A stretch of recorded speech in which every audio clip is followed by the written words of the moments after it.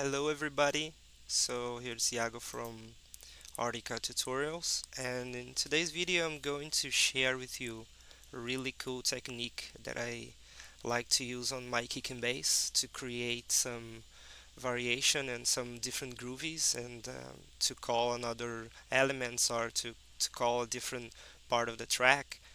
So it's basically a really basic technique using Glitch2 effect, which is a plugin that I really like to use. It's a multi effects plugin.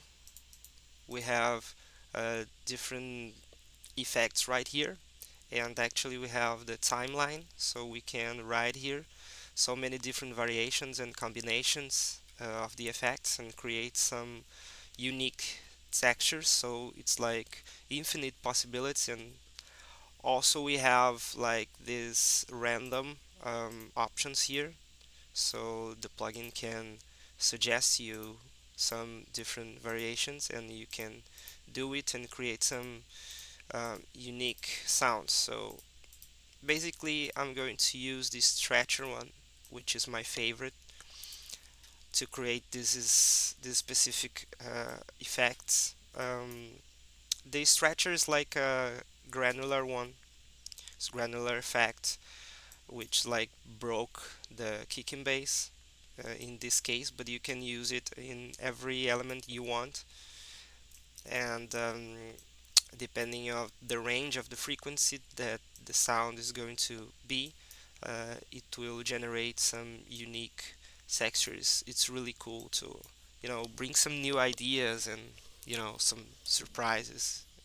So actually I will just use these two buttons because it makes a lot of sense, because I will just going to control how much the effect's going to be and the size of the granular. So it will be only these two one necessary to create the effect that I want to. So I'm going to show to you the kick and bass without the effects, and then I'm going to turn on the effects and see what happens.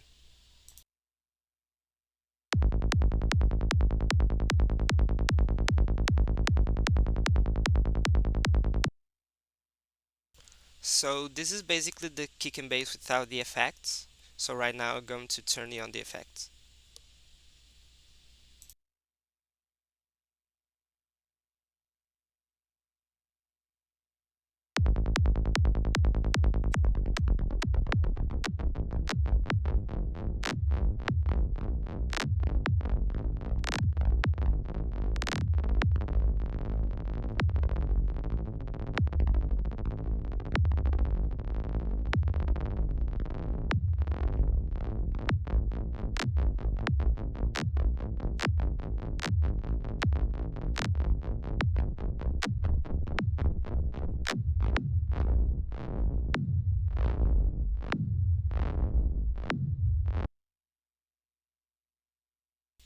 So this is basically it. It's really really simple effect, but it will generate some really cool textures from the kick and bass, and I really want to, I really like to use it on my track. So we can, I will make a quick example. So I'm going to record an audio here with the effects on the kick and bass, and then I will use maybe right here to call another element. For example, if I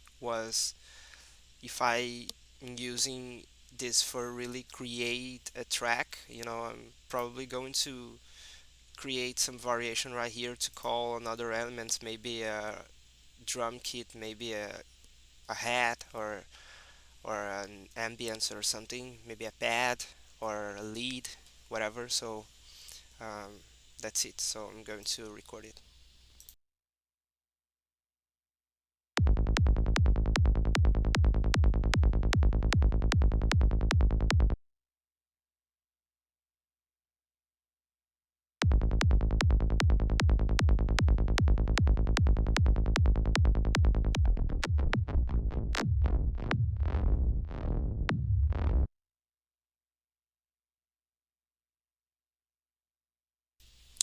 Also, I recorded an audio here, which is the kick and bass with the effect.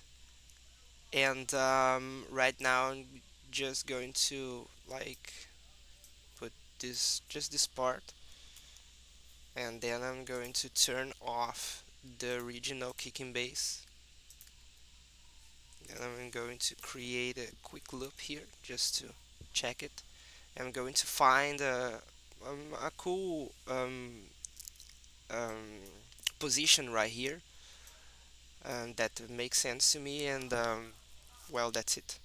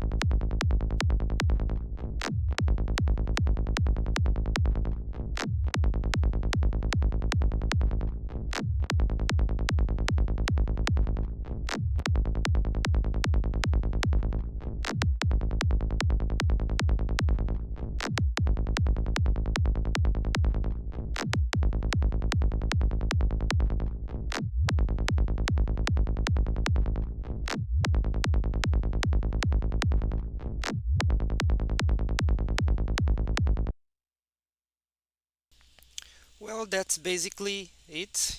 I found really interesting position right here that it made sense to me, and then I put it a kick, a reverse kick right here to call this one.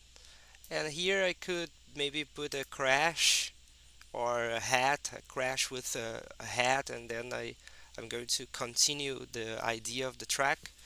But actually, it's basically it. So actually, I just use it the stretcher one, which is my favorite. But you can, try different ones, and it will go. It will going to be like a really funny, really cool process. Discovering the effects and using it on kick and bass. Maybe create some audios and use it for creating some of variation on the kick and bass. But you can also many times create some different elements using for example, the kick and bass. You can create some different combination here and create maybe some pad or some lead, some completely different elements using the uh, multi effects processor. We can use a different one. There are so good plugins here. We can use also Effectrix. We can use Tornado, which is really cool, which are really cool plugins to do some similar process, and you can use it, whatever you want to. So I hope you enjoy it. Thank you very much for watching and subscribe. And that's it. Thank you so much.